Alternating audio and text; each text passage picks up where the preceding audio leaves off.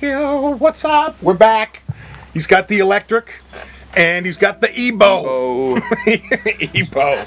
So before we get going on the EBO, let's just quickly go over your guitar. Okay. Looks like a Strat. Yes. Yeah. Okay. And made in USA. So is this an early 90s? No. This was, this one, 2003-ish. Okay. Like that. A pretty good story. Right.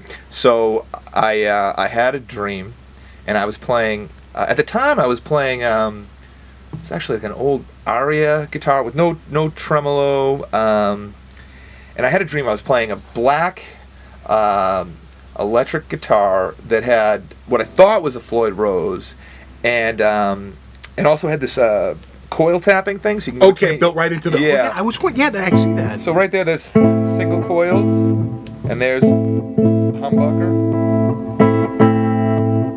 All right. Yeah. Anyway, I this is a new thing. Like the coil taps were getting really popular. Like I got to get one. So I had this dream. I'm playing a black guitar with a tremolo bar and a coil tap. And I wake up and I'm like, I'm gonna go to Mars Music right now. And my God! Find the guitar. Mars Music. Yes, yeah. Holy shit! Now you're bringing me back. Mars, we hardly knew ye. Yes, exactly. Remember the pedals when they had the pedals on the wall? I'll say, didn't that guy like hit the lottery or something? And I don't know. And he blew all his. He must have. Yeah. He either hit the lottery with software, or he literally hit the lottery. Yeah. You know, he was either like a Mark Cuban type, where he hit the software lottery in the late '90s. Right. And just happened to have something that really took off and sold for a bajillion dollars to Microsoft or something like that. Or I forget if he did that, or if he literally like won the lottery. But boy, he blew a lot of cash on those stores. Those poor bastards. And it's too bad that they went out of business, right? Yeah. It's too bad. It's like if you do win the lottery, I think it's an awesome thing to do. It's like, hey, let's bring more stuff to musicians. Right. So I go there, and I'm pretty sure that's where I got the sound card that were you going through right now. Yes. In other words, the mixer doesn't have a way to get the audio to it. I had to buy a special sound card, and I know I went. Were they in Cambridge?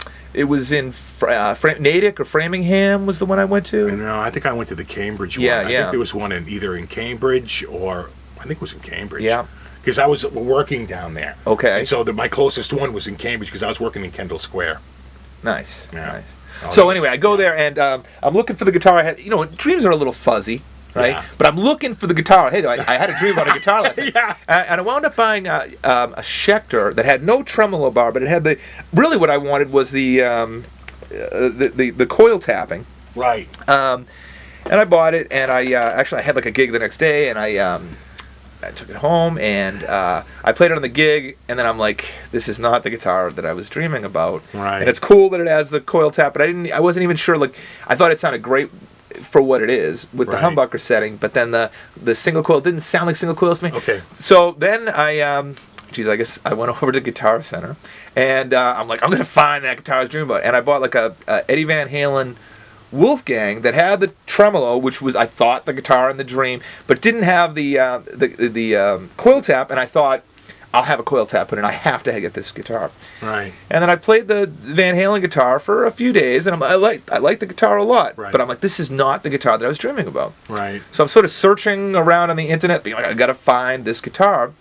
And Fender was introducing, they call it the American Stratocaster HH, right? Just basically the idea was with the two humbuckers with this S1 switch. I was going to ask you if you had changed the pickguard with two humbuckers. In other words, whether it had came with the two. Yeah. Okay. Yeah. So the deal was, it wasn't available in the United States yet, but there was a Japanese website. I think the deal was they were like doing like a test marketing on it there. So I paid a little extra money because I couldn't wait. I dreamt about the guitar. Right. Oh, yeah. So I ordered the guitar from Japan. Right. Sent here. It was really, if I waited like 2 months, they were about to be available. Right. But you never know. Sometimes things never get. Right. You never know about. Ibanez does that. They have a bunch of models that are only Japan only or Europe only, and they don't ever make it to the States. So. Right. So I knew I wanted the guitar. I'd never played it, but I was like, I think that's the guitar in the dream. And actually, it definitely was. Like, that was like 9 years ago. Right. And this is still my main axe. The other thing that happened is Fender made a business decision, and they said, we could make cheap or Squire guitars with with humbuckers in them, and we'll call it we can't call it the American Standard HH, we'll call it the Squire HH. And they were deciding that they were going to make more money selling like a cheaper version of the guitar. So then I went and I bought 2 more of them. So now I have 3 of them. There's a black one, there's a black and white one, and there's a gold and a white one. Okay. And I really, the whole thing with I don't know if I can show you this. And a clean tone is probably good for this. What are you using for picks? The Jazz 3s. Jazz 3s, yeah. They, I'm still using the stone one. Nice. I got this that's made out of buffalo bone. I got this from Mark Harris, Really? our mutual friend. Check out the groove on the back. I mean, you're not going to drop this pick, right? Yeah. That's fantastic. You have to go with the smaller picks. I think that like for anything shredding at all, it's I don't know. But then I got an Yngwie pick, and that's like a big yeah. Well, I was on the Dorito for about a year or 2, and then I was like, "This is stupid." Right, yeah. You know, and then I went to your side, and I was like, "I don't like this either." And then I went back to the medium one, and I'm all. This is the biggest change for me in the last couple of years. Is I switched to these picks. Yeah, I love them. I like that groove in there because I mean, you could if you're sweating, you could drop this pick for sure. Right. You know, yeah. Right. You know, it was a weird thing at first. I was like, that groove is stupid. Yeah. No one wants a groove on the back of their pick. Then a couple days later, I'm like, the groove is the greatest Right, thing exactly. ever. I can't play a pick without a groove now. Right. It's funny how that works out. So the S1 switch with the 2 humbuckers.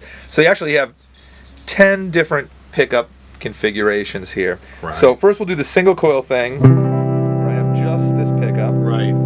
Then I'll go here. And That's so bell-like. both of these pickups, but the single, so they're not in series, they're in parallels, like parallel single coils. Then right here also parallel the neck and the bridge. Maybe the tone's already. Actually, I'm gonna go to what you can hear is that how the parallel thins it out just a hair. Right. Not single coil. But the parallel, it's parallel a little humbucker, thinner. Right, parallel humbucker. I just rolled my tone back up because I think you'll hear this a little truer. So there's just this. Right. Then parallel. Right. And then these 2. That sounds like an acoustic. Yeah, I like that one a lot. And then back here, now we have these 2 in parallel. And then here's just that's probably that is like the pickup's not slanted like on a regular Strat, but that's a very Strat-like tone. Right. And then if I press this in, now we have the neck humbucker. You can hear the extra. Yes. Oh, big time. Yeah, big time. And running it through distortion, you know, it's a different thing. It's actually gonna give you more gain. Right. So like, you know, I'll be playing and I want to play a solo. I'll go from single coil to the humbucker, and it's like I just stepped on a tube screamer or something. Right. So there's the neck, then the neck, and one of these. Okay. But it's let me see if you think about this. They are in series, so it's like a triple. Yeah. And this is the biggest one. This is like the 2 pickups together. And then back here and here, and then here's. I mean, this is I'm gonna do Van Halen type of stuff. That's like the bridge. Right. So anyway, that was a feature I was looking for, and that's amazing. Cool I love that versatility. This guitar is supposed to have push pull, but it's wired all wrong. I got to fix the wire. Okay, yeah. I bought this from a buddy of mine. He picked it up cheap, and then he sold it to me cheap, and you can see this guy, like, this is supposed to have 2 knobs. Okay. He put the knob in here. He must have drilled it from the back and cracked the face because he doesn't even put it on You're supposed to put like a piece of wood on it and clamp it down. Right. And drill through, make it nice and clean. He probably like held it up and stuck a drill on the back. Yeah. I mean, who knows what he did, but Roseanne on the plate. Nice. Every time I see that, I'm like, I love my. I just think of Roseanne Barr. Right. Oh no. It's like the worst connotation. Right. Yes. It's like I'm not thinking of Roseanne Arquette. Right. It's like the wrong Roseanne is in my mind. So what? Kill Switch? Kill Switch. This is actually they put this in at Wapple Music for me. This is a Switchcraft, basically. Right. I just looked for Buckethead Kill Switch. And like, oh, he uses Switchcraft, so I think I'll use. Right. It's something I'd use usually. It's actually. Do we have some gain? Can I put it down for a second? Yeah. Hold on. I'm going to switch you to. We'll give you a little crunch here.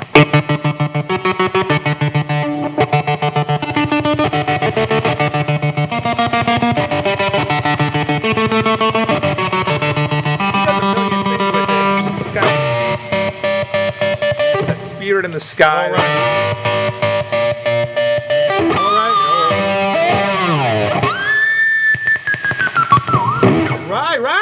It's fun. It's another toy available. I see EVH got one now. Yes. Oh yes. Yeah. Oh, maybe I should get one. Yeah. I mean, if EVH is getting one. You know, another thing that's cool with this too is if you run it with a wah pedal, it creates this, like, you think about the wah, because the guitar signal is always going, you hear like every minutia about where it's changing in the position. Right. Whereas Tom Morello does this a lot too. Whereas if you're flipping the kill switch, it also makes the position of the wah sort of like teleport from right here. Right, you're skipping positions. Exactly. Right. Oh yeah, I never even thought about it like that. So it's a fun one with the wah too. See, I got to put more time on the guitar. I just sit here. That's crazy. So, you've had this now almost 10 years. Yes. And the last time I think I saw you play, it was a while ago. I finally got a night I could leave the house. It was probably at the local coffee house. At Perks. And you were playing with a trio. Yeah, and my bass player had just been in a skiing accident, like, I want to say, like, 5 days before that. Oh, right. He'd just gotten out of the hospital. Right, yeah, I remember that gig really well. What I loved about it was you were like quoting all night. Yes. You know, and I love that. I don't know if you guys are familiar with the process of quoting, but basically what you do is you quote a famous melody in the course of a song that has nothing to do with that. Right. And I just remember the first time I went to the music store Christmas party, you don't realize how good the players are that you're working with until we all go up for a jam after dinner. Yeah. And they're up there. Right? They're all doing this approach stuff, and they're like killing it. I'm sitting there going, well, I'm way out of my league. And they're like, and they turn to this other guy, goes,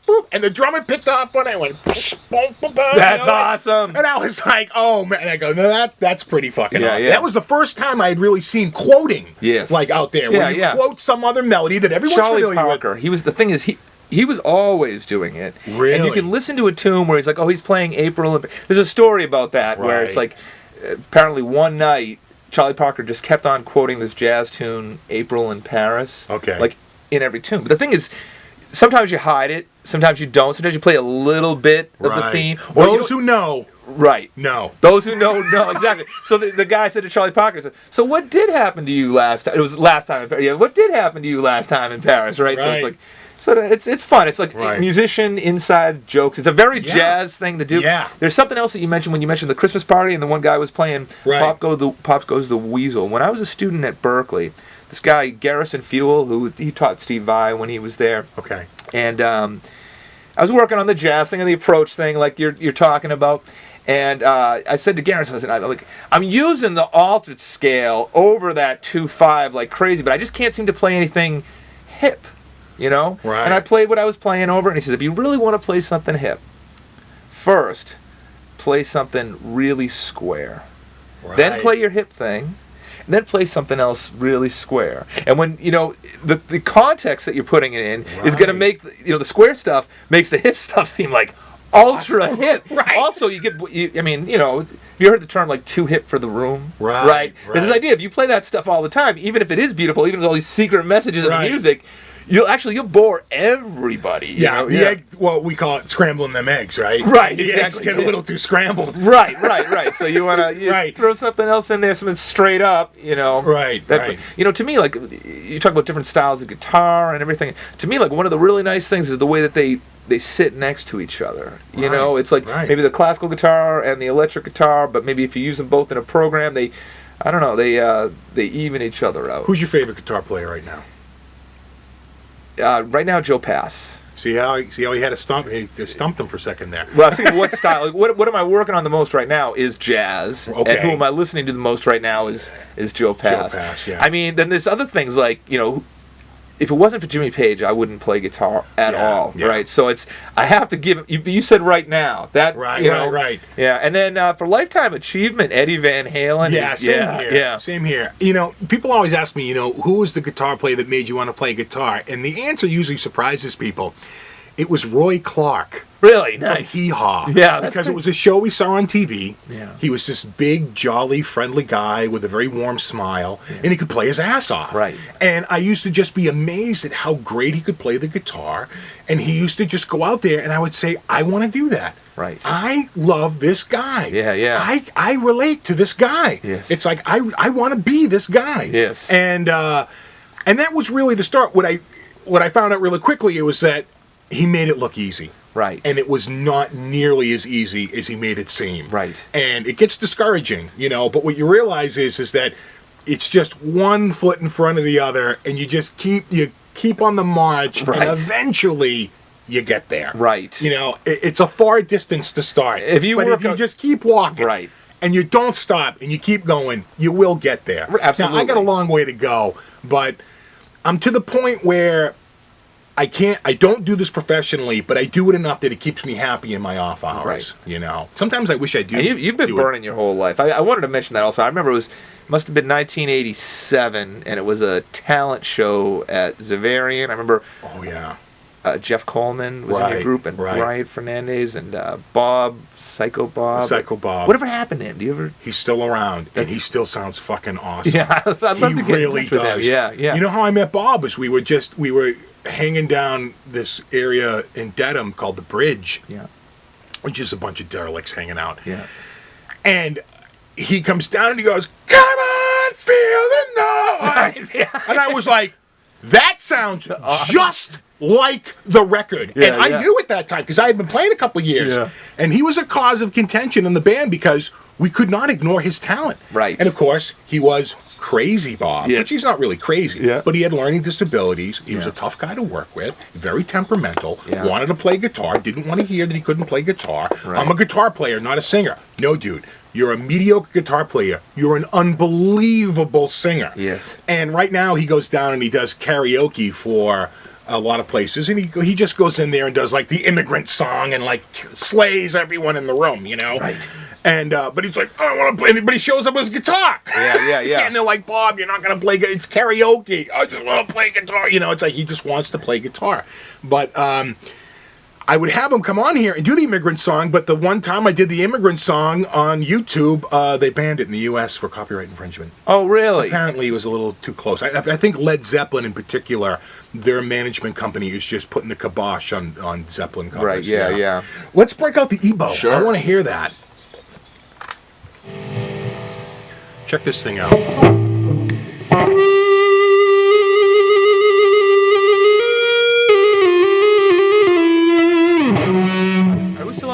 Still on the gain Yeah, station? I'll put you on clean again. Clean, yeah. There you go. Little palm music. Sounds like a clarinet to me. Yeah, that's awesome. Or an oboe.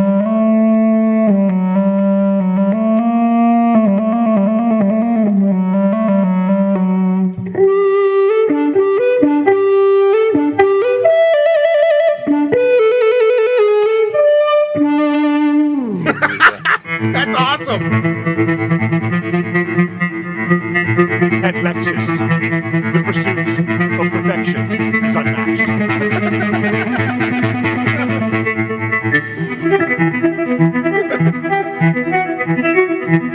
Fuck yeah.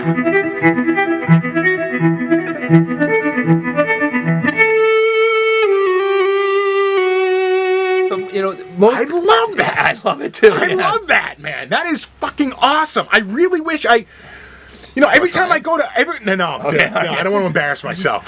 I'll be like, you'll be like, no, it's off, dude. The way You're holding it upside down. The way you'd start with it is you see these grooves right here I'm talking about? Yeah. So like the easy way to start with it is you just rest those grooves like on the D string and low E string. Right. Now if I do nothing else and just let go of it. Right. So the trick becomes that you wanna sort of tap it into place. It does sound like a staccato. Right. I used to, I haven't worked at this for a while, but I mentioned Jimmy Page. And I did a lot of work, with the violin bow and trying to get those sounds and whatever. Right. Yeah, there's a lot of those you can get right here. I just went out and bought a bow. Nice. Because I figured, someday I'll come on here with a bow and just go like, check it out, bitches. Yes. But I forgot. I used to be able to be pretty good with the bow. Yes. And now I really suck. And I realized when I got it, I was like, oh, I'm going to have to practice this for a long time before I do a video. That's another one I think could benefit from the wah. Using the bow with the wah. Because Jimmy Page is just playing like, he played with the bow. Right. He's got the one note. Exactly. Yeah. And the delay. Right. Look, it sounded awesome to me. The tricky thing with the bow is, you could get the low E string, and then you get the high E string. Right. And you can maybe get like the pair of these two strings, the high E and the B. But there's really no way. The guitar neck is set up basically flat on top, so you can't randomly access like these strings. Whereas with the E-bow, you can get right in there.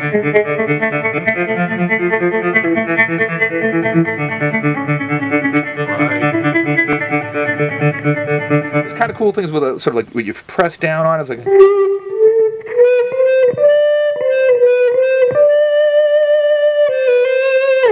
So much fun. Yeah, it's like. It's not a synth, but it sounds like a synth. It's not a clarinet, but it kind of sounds like a clarinet. Right. It's not a violin, but it kind of sounds like a violin. It just draws on all these other timbres. Right. It's almost like I'm hearing like almost like a square wave at times. Yes, you know what I'm saying? Yeah. And sometimes I almost hear it almost like a sine wave. Yes. It's like, and there are two very different synth bases. Right.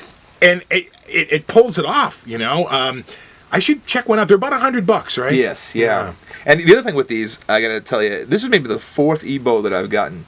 And the first three, when I dropped them and they fell apart, I'm like, oh, I gotta buy another one. But now I've kind of drawn the line where I'm using the masking tape and whatever. Right. I'm gonna make this just one survive. Reinforce it. Exactly. Right. Yeah.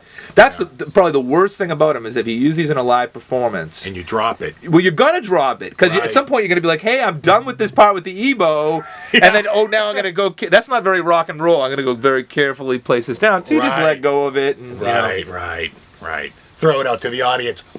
Exactly. That's $100 you owe me now. Yeah, right. Yes. I have a video of George Lynch playing out at Patriot Live, which they're not going to do live music there anymore. I know, it's terrible. Yeah, I read that in the paper. I was like, holy shit. That was his solo with Tooth and Nail you're talking about? Yeah. Yes, yeah, that's awesome. And then at the end, he throws his guitar out, and the roadie runs right out there. Give me that guitar back. Right back, bro. George, he doesn't really mean to give that. Right, yes. Just what a disappointment. I know. George, let's just throw me my guitar. I needed a guitar. Yeah. Fuck off. I'm out of here. Exactly. But I'd just be happy to hold it for briefly. Here you go. You can have it back. But let's hear some of the. Let's turn the distortion on your guitar. Okay. And we'll check out a few things here. Actually, you want to? I can probably give you a little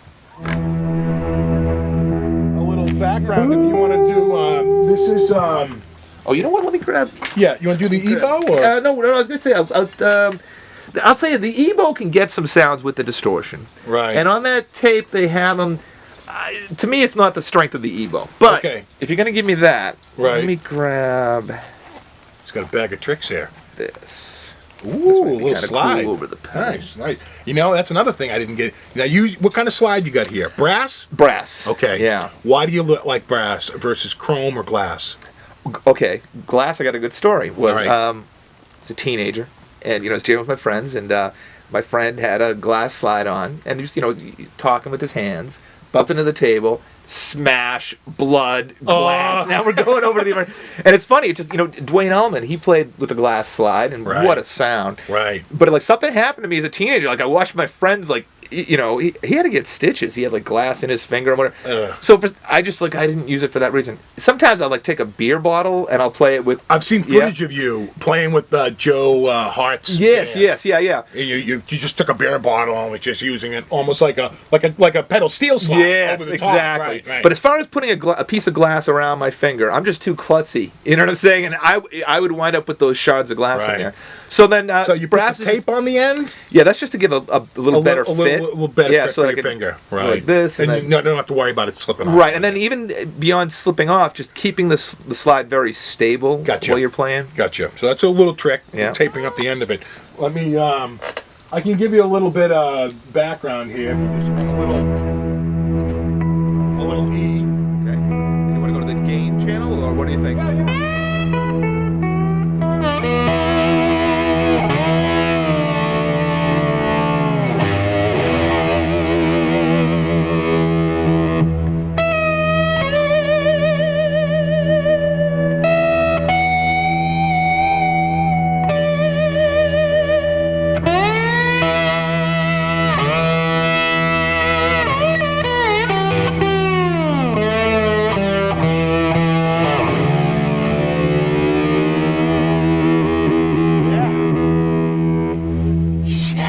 kicks ass. It's fun.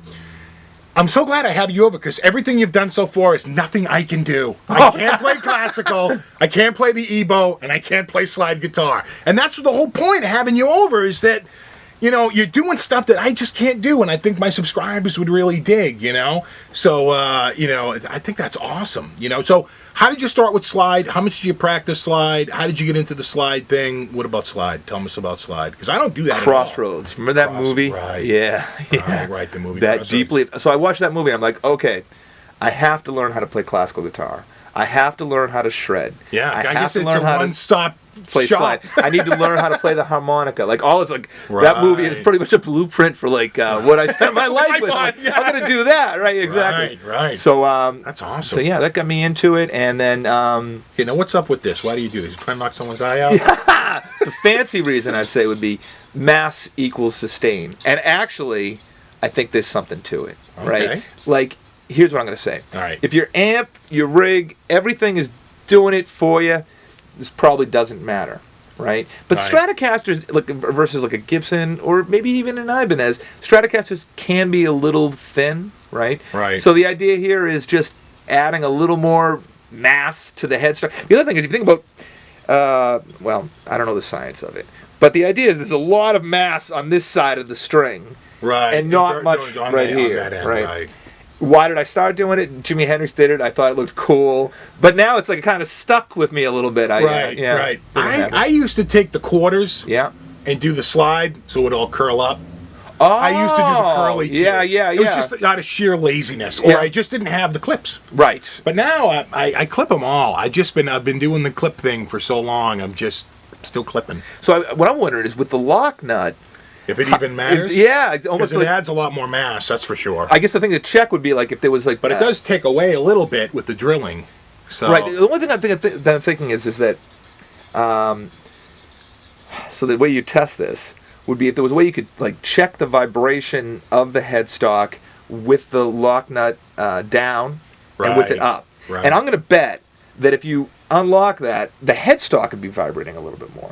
But the way I see it is it's cool because if you lock that down, I just don't want to have the string attached to something that's not vibrating as much as possible. Right. Yes, Yeah, absolutely. And there probably is a critical juncture where it starts to take away to Yes. some degree, because I Yeah. think mass to some degree, it has to be just right. Right. That's why there's no cement guitars, right? Right. Yes, exactly. If it was a better material, if there was a better material than wood, like even the density of a plexiglass or something like that. Friends of mine that played the plexiglass guitars said it was kind of thin sounding, Right. and I think it's just because it won't. The Fly is the Parker Fly. Is that plexiglass? I don't think so. I thought it was graphite. Okay, all right, but a different material. It's a different material. Anyway, And a same with buddy of mine plexiglass. who's going to be over in a few weeks, this bass player friend of mine who's coming in for you know, John? My friend John F. I don't want to say his last name without him knowing that I'm saying his name. I think I do. Remember, he's Is a it- real good bass Yes, player? yes, yes, Yeah. yes. He Was plays he a from Sharon? Is that No, he was originally from Rozzy, and then I think I know who you're talking about. yeah, and but he plays a modular graphite, Yes. and I tell you, that's a hell of a bass. Yeah. You know, for a graphite neck, he's like, you know, once you go graphite, there was just no going back. Wow. He just loved it. So, yeah, that's awesome. Well, we probably got to finish up here at some point because this video is probably running combined about an hour. Right. So I might have to do it in a two-parter. I got the election on the mind. But we could probably do a little. Oh, listen to you. I think I'm too loud in relation to you.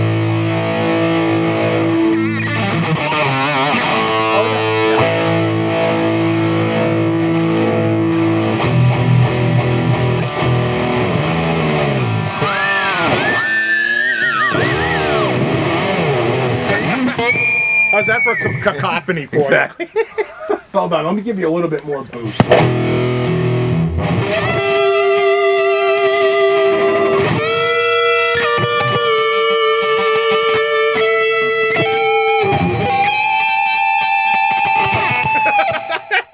I'm glad you're watching. I'm glad you're paying attention. So, I'm trying to think. When you were Oh, you know what? I'd love to see you do is we'll end on this. We'll do I saw you do this. You know the melody to this, right?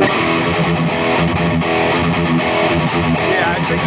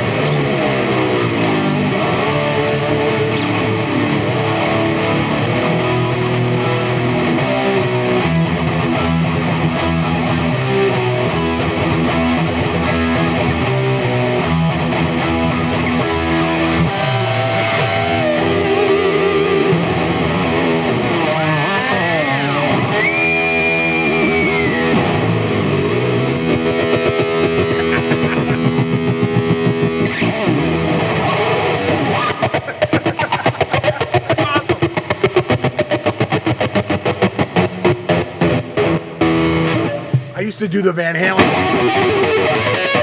You know, like the Coke bottle. Right.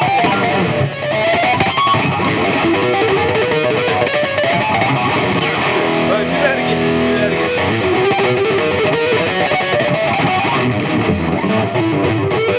Yeah.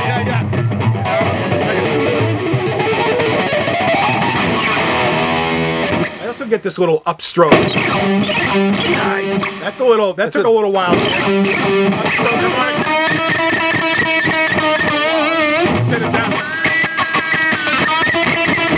It's a little different. I gotta learn how to do that. It's a little different. Wait, okay, so here's the problem. When I picture a pinch harmonic, it's Right. like the pick hits the string and then the thumb. Right. So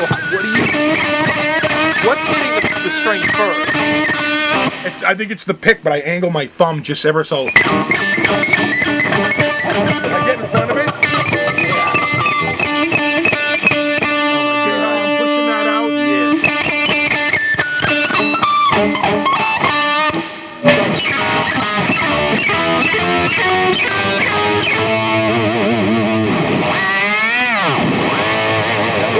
Get that from Van Halen, or would you? Probably. Yeah, that's something I gotta practice. It probably started out as sloppiness. Yeah. Okay. You know. And I was like, "What the hell is that click?" Right. You know, the hell is that chirp every time? And then I embraced it. Yeah. And I said, you know, and I probably do it a little too much, but it's one of the things that I do that not a lot of other people do, so I do it. I got a question for you then. Yeah. Can you alternate pick and get them all as pinch harmonics? I don't know. Oh my God, that's I've never heard anybody do that before in my life. Wow. Yeah. Wow. No, it's all upstroke harmonics. You know.